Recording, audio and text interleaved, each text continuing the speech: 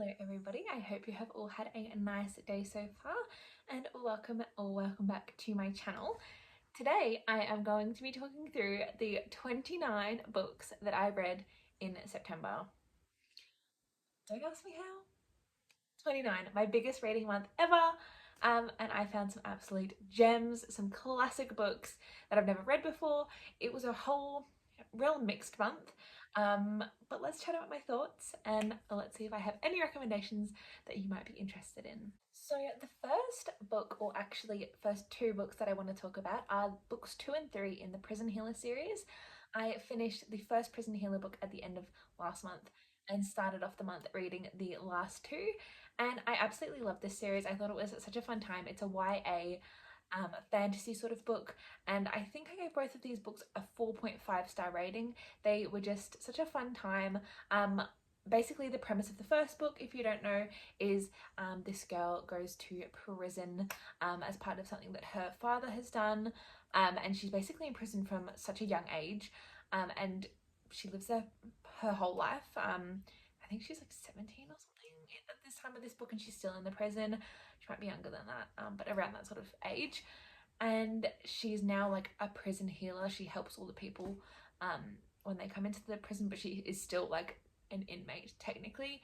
And the queen of another of these lands ends up going into the prison, and our main character decides that she's going to sacrifice herself to save the queen, essentially. That's the premise of book 1. I won't go into book 2 and 3 because it probably will spoil some things in book 1, but they were both so much fun. I loved them and I definitely would recommend this series. The next series I read, which I've actually never read before, but it was the Hunger Games series. I read all of the 4 books, so I also read the Ballad of Songbirds and Snakes, which is like the spin-off. I read all of these for the first time this month and I just thought they were all brilliant. Like, they were so good. I actually listened to them on an audiobook, which I would definitely recommend. I watched the movie for the first time this year as well, and I just thought that the movie portrayed the books so well, but the books were just so incredible on their own. No wonder that people are obsessed with them, and if you haven't read them, I would definitely recommend. I don't really know what I would rate them because it is quite difficult to rate books when you've already watched the movie. Like, it almost feels like the backwards way of doing it. Probably like a 5-star series, I would say. But it is hard to like read a book when you already know what's going to happen. Instead of like a movie, it's kind of different. But yeah, definitely recommend these if you haven't already read them. The next 2 books I read as a tandem read as part of the Throne of Glass series were Empire of Storms and Tower of Dawn. I am doing a reading book for those, so that'll be up maybe next week with my full detailed thoughts, but I thought these were brilliant. Empire of Storms I'd probably give like a 4.5 to 4.75, and Tower of Dawn it's probably like a 4.25 for me. It was just so good. Like, this series is just incredible. I would give you the premise of the first book, but the series just takes such a turn that the first book is just not indicative of the rest of the series. But even though it's a really massive series, I would definitely recommend committing to it because it's just such a fun time. And both of these books were amazing. Even though they were massive and they obviously took up a lot of my reading time this month, it was just definitely worth it. So highly recommend. The next series I'm going to talk about, which again I read front to back, and also have never read this series before, don't come for me, Harry Potter. I was never like a Harry Potter fan growing up. Like, I actually don't think I watched the movies until I was like 15, and then I watched them for the first time and I haven't seen them since. But after reading this series, again, I actually listened to this as an audiobook, which is absolutely incredible. This was like a 6-star series for me. Every single book was incredible and I'm now obsessed, and I will be going back and rewatching all the movies. I've already watched the first one again. This was just amazing. Like, I actually have no words for it. Everyone knows what Harry Potter is about, so I'm not going to go into the depths, but if you haven't read this and you didn't consider yourself a Harry Potter fan growing up, give it a go. And if you're not sure about the book, because obviously the first book is like childish, I suppose, I would recommend the audiobook because it was just such a fun time, and Stephen Fry, I believe, who does the narration, is just incredible. So read this. Be immersed in the magic. Highly recommend. The next book I began, which is also part of a series, but I've only read the first book so far, is Part of Your World by Abby Jimenez. This is the first Abby Jimenez book I've ever read, and it was pretty good. I gave it a 3.5, and it was definitely deeper than I thought. Like, I was going into it thinking it was going to be some sort of like fluffy romance. It's a small town romance, so I thought it was going to be just like really lighthearted, but it gets very deep. So I think be braced for that. Like, if you're after a fluffy romance, I probably wouldn't recommend this book. It was quite heavy in parts, but it was really enjoyable still. It follows our two main characters, and she has a real like city lifestyle, very wealthy, and he is basically the complete opposite. He lives in a small town. He's kind of struggling to get by a little bit, and they also have an age gap, but she is older than him, which is really interesting, by quite a lot. So yeah, something really different that I've never really read before. I'm really getting into my small town romances at the moment, so that was fun. I will say she had the most aggravating family and group of friends, to the point where it actually brought the rating down for me, because I just thought they were so annoying, whereas he had the most lovely support group and lovely friends and like found family. So if you like those sorts of aspects, I think you'll like this. But yeah, just go into it knowing that there are definitely some deep topics covered in this. So unlike me, I wasn't prepared for that. But it was still enjoyable, so I'm excited to finish this series. I was very much on my series grind this month. I wanted to fly through as many series as I could. So the next series that I read from start to finish is the Heartstopper series by Alice Osman. I honestly didn't think I was going to enjoy this. I've never read a graphic novel before, and that is literally the whole premise of it. I just thought I wouldn't be able to connect to this, but genuinely from the first book, I was connected to both of these characters so much. I literally was giggling at how like just cute and sweet and almost like nostalgic feeling this series is. So if you're not sure about reading this, definitely give it a go. It's essentially about our two main characters, Nick and Charlie, and they're just navigating being teens and falling in love and all of those cute, amazing things that teens do. It's definitely a YA, but it's just so cute and so sweet. So if you're after like a really easy read, I think this took me like half an hour to read, and I read all of the 5 books in the series. But I would absolutely recommend giving this a go. And it's also a Netflix show, which I haven't watched yet, but I definitely will be, because I am obsessed with both of these. I think there's one more of these coming, so I'm so excited for when that arrives. But yes, read this. It's so cute. If you've never read a graphic novel, definitely start with these, because I've never read one, and I just thought these was so easy to get into. So highly recommend those. Again, didn't provide a rating for this because I just didn't know if I wanted to rate graphic novels, but I think if I were to give the series a rating, it would be a 5-star series. So if that's anything to go by. The next book I read was Because of Her by Devon May. This is like a small indie author, and it was quite enjoyable. It was like a second chance romance and a single parent trope, and I thought it was quite cute. But I just didn't feel too connected to the characters, and I think the pacing was a little bit too quick. Like, they were basically rekindled at the beginning of the book, and then it was just them like finding their way back together.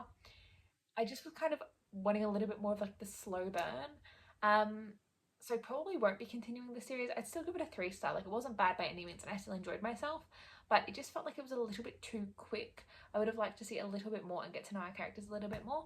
But it was still a fun time. So if you're after like an easy read, I mean, went so quickly. So if you're after a really small romance, with any of those tropes, like, it would be a good one to get into.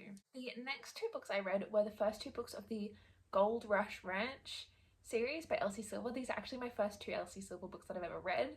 I was kindly gifted a photo finish, so I wanted to read the first one as well to kind of set the scene. The first one, which is Off to the Races, I read as an audiobook, and that was really good. It had like the male and female POVs, which I love, and a photo finish reading it as a physical was just so fun as well. Off to the Races would be a 4-star read for me, and a photo finish would probably be a 3.5. Let's talk about Off to the Races first. So of course this series is like small town cowboy-esque sort of vibes, in true Elsie Silver style. So the first book follows our main character Billy, and she has a little bit of a romance with her boss, who owns this whole cattle racing, horse racing, something or other. And she's going to be one of the trainers there to train one of the horses, and they're like, oh, we don't want to hire you. And anyway, she ends up striking up a deal with him to say, if you hire me, I will be able to get your trickiest horse to win the race, or whatever horse terminology. But it was so fun. I love her as a character. She's so like strong and smart-mouthed and just like cheeky, which I love. I think that's so funny. And he absolutely set up, he's obsessed with her, which we love. And I love seeing all of their like found family relationships as well, which obviously fall into the next few books. So that brings me on to our second book, which follows Violet. Violet has a romance with the MMC from the first book's brother, but she actually knows him previously because they met online and they had a little bit of a romance, and then they ended up ghosting each other. She ghosted him because he wouldn't open up to her, and now they have re-met again. Violet is going to be the horse rider, the jockey, I think. And he is like the businessman. Like he also owns this company, but he does more like the behind the scenes, the business sort of stuff. So he's come to see what all the hype's about, and obviously they've re-met, and he's like, oh, it's you. And she's like, oh, I have never seen your face because you wouldn't open up to me. So that's really interesting to see that dynamic. And you actually go back and forth and you see, if I can just show an example, like all of their messages when they met each other, like online, like all of their texts from like however many years ago, which is really fun to see like the before, how they kind of got to where they are now. But obviously at the moment they hate each other because they're like, why did you ghost me? And she's like, well, it was kind of your fault. So it's very interesting. Definitely some deeper themes in this one, which I actually really loved. But yeah, 3.5 for this one for me and a 4 for the other. But I'm really excited to keep reading this series. The next book in a series that I read, because why was I only reading series this month? I don't know. But it's Lost and Lassoed. It's the third book in the Done and Dusted series. I actually got this as an ARC, so it's not actually out yet, but oh my gosh, this was amazing. I would give this a 4.5 star. It was just like so fun, and if you have read the rest of the Done and Dusted series, you'll know that Teddy and, gosh, what's his name? Gus? Yes, it is Gus. So we're following Teddy and Gus, which is so fun because they've kind of had this like banter and chemistry, but also like enemies throughout the whole series. So it's so nice to like have them finally squashing their beef in this one. Gus is a single father, so we love to see that as well. I actually think like sometimes it's a little bit hit and miss, like the single parent trope, but in this it was done so well, and his daughter just brings so much to this relationship and just to the book, and I loved it. The small town vibes were so cute. Obviously we've got another like cowboy romance, which I'm clearly really getting into, which I didn't think I'd ever really get into, but for some reason like it's hidden. Obviously Teddy is the best friend of Emmy in the first book, and then Wes is the best friend of Luke in the first book. So it's a little bit of like a awkward because Wes and, oh, anyway, I won't get into it if you haven't read the first book, but if you know, you know. But yes, it's so fun. It's so funny. I love their banter. They are just like so cute together, and just I love seeing it all build. It just makes sense, and all of their like quarreling and their bickering makes sense as well. It's not just there for the sake of like having an argument. Like everything really works, and this is definitely my favorite out of the series so far. And to be honest, I think this is going to be my favorite out of the 4. I can't see the 4th one getting as good as this. Like if it is, it is, but this was just so much fun. So definitely recommend this one. And to wrap out the series component of this video, I also read The Thursday Murder Club by Richard Osman. I have had this on my TBR probably since as soon as it came out because I love Richard Osman, and I finally read it and it was so fun. I just didn't know what to expect going into this, but it's definitely like cozy mystery vibes. Like it's funny, but you're also trying to solve a crime, so it's like a whodunit. But it's basically following these 4 retirees who all kind of have their own backstory. The main one, Elizabeth, is part of like the M5 or something, which I think was like some secret agent thing back in her prime, and Joyce was a nurse, and they all have like these things that they bring to the table, and they're kind of pairing with Donna and Sam. I don't know where I'm getting Sam from. Anyway, they're pairing with these 2 younger, or 2 detectives anyway, and the detectives are like, yep, we'll listen to what you say, but we need you to kind of help us give a little to get a little. So they're kind of working together to solve all these crimes, and it's just really fun. Like it's so cute. I just really love the retirement vibes. Like it's so, I feel like this is just something for all the ages. Like I think anyone would enjoy this book if that's the kind of thing that you're after. It was obviously not like like there was twists, but it wasn't like suspenseful. It's just like a fun, cozy time, and we're also solving a murder at the same time. So very much like mystery, but cozy, literary a little bit. So yeah, I gave it a 4-star, and I'm excited to finish the series. Now I only have 4 books to go. These are all my single standalone books that I read. The first one was The Paradise Problem by Christina Lauren. I usually enjoy Christina Lauren's books, but this one was probably only a 3 for me. I thought it was a little bit boring, and very similar to their book On Honeymooners. Like, it almost felt like a copy and paste. This follows our 2 main characters, Anna and Liam, and they basically had to get married for some reason a few years ago, and I don't think they actually finalised their divorce, or something happened, but now they actually need to pretend to be married as part of Liam's contract that he has. And Anna goes along with it because she's going to get some money, and they have to go to a wedding together and meet his family and pretend that they've been married this whole time. So they're kind of having to like learn a lot about each other, and you've got the whole like family dynamic of like this really, really rich family to the point of like, this is actually ridiculous, you have so much money. So it's definitely interesting, but I just feel like I just wasn't connected. I just felt like it was a little bit cringy and just not really my favourite thing. Like, I just wasn't really, it was kind of just neither here nor there, but it wasn't bad, it just wasn't my favourite, and definitely not my favourite by them. So take it with a pinch of salt, but it was just your typical sort of romance, so nothing too out of the blue, but yeah, just a 3 for me. Next we have Marley and Me. I have had this on my TBR for so long, but I decided that I would finally give it a read because it's just been sitting there. I have owned it for quite a while and I've never read it, and I just thought may as well. I haven't provided a rating for this because I just do not know. I didn't actually realize, but this is actually like an autobiography or biography. So it is actually about John Grogan's actual dog Marley. So I just feel a bit awkward providing a rating, but thoroughly enjoyed.